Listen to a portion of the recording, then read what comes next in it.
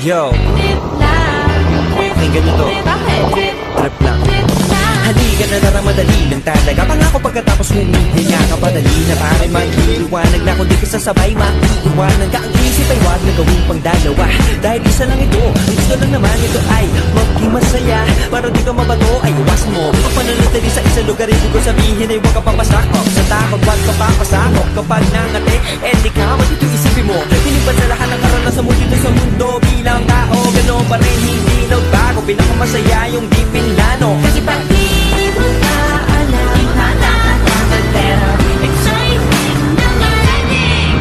Yeah! Sumabay lang silat na ng bahala.